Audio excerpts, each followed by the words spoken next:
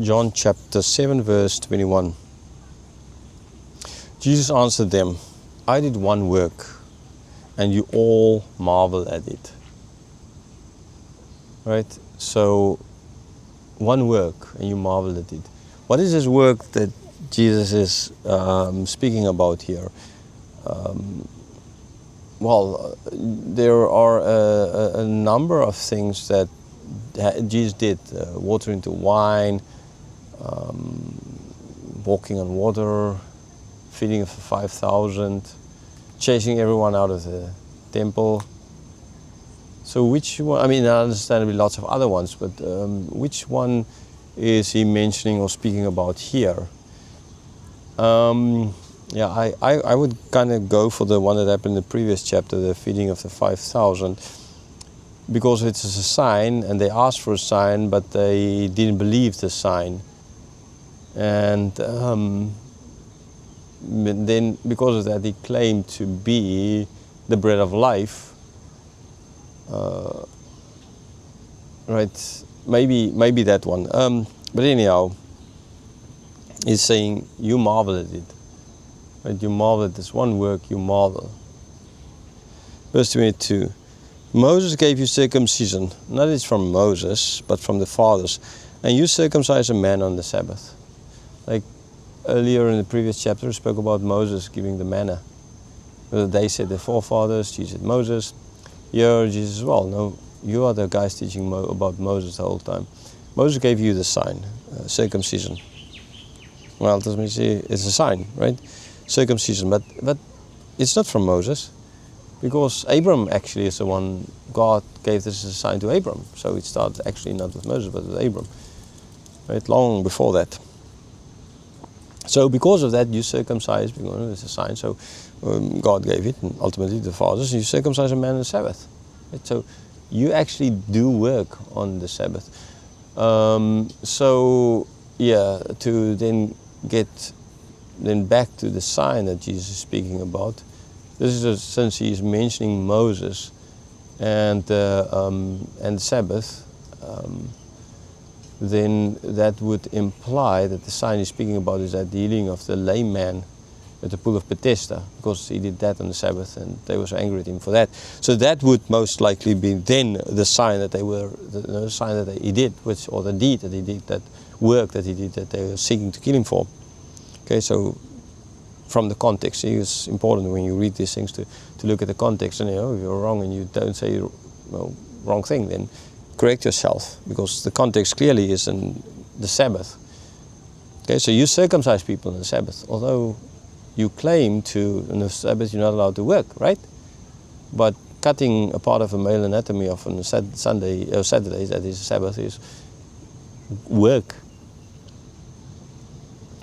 Verse 23, if on a Sabbath a man receives circumcision so that the law of Moses may not be broken, are you angry with me because on Sabbath I made a man's whole body well? Right? So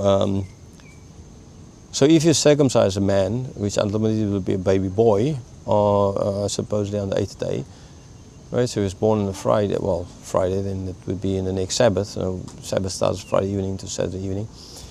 Then if the 8th day falls on a Saturday, then or Sabbath, then he's supposed to. Otherwise, you break the law.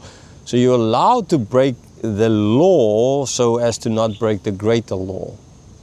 That is as well the idea of lying. If somebody knocks on your door asking, are you hiding any conscripts that the small guy wants to send to the army, any person, and you're saying, no, I'm not hiding anyone, and they go away, although you're hiding someone, then, it's the greater law of not killing, which although you are bearing false witness, but at least it's a greater law of killing that you're not breaking.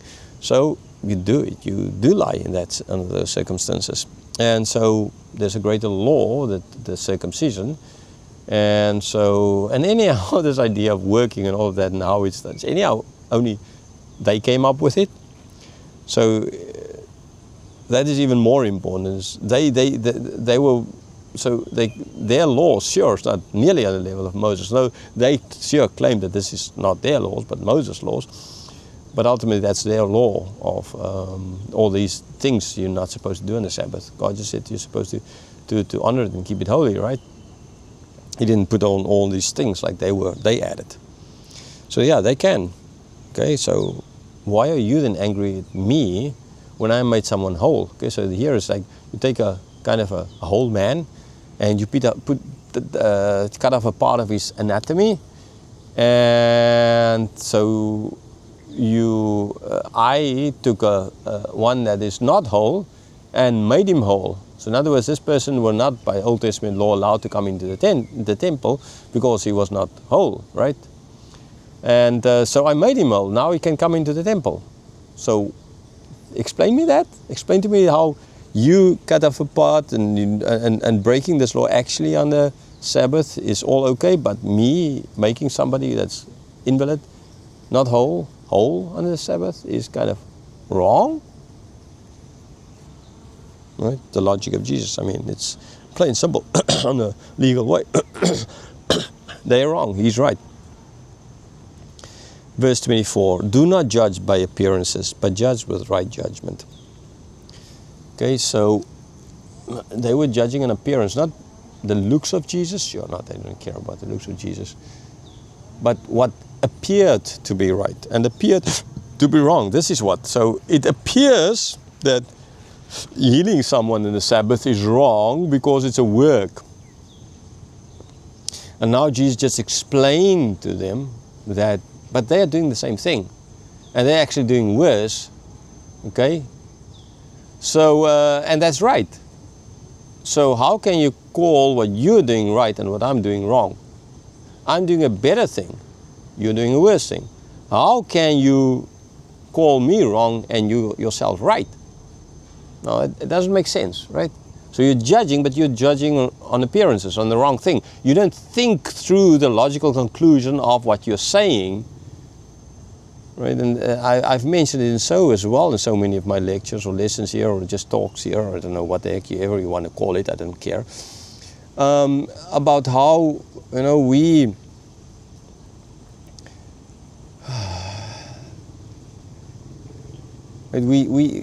we don't, as Christians even, think to the logical conclusions of what we say and believe. Like last night, I spoke about the fact that you say that the majority of Christians and theologians these days, I don't know theologians so much, but Christians and denominations believe that you can lose your salvation because they're afraid that if you don't say that, then teach that, then the people will just not follow the law, okay, and then they can't control them. So they're lying to them.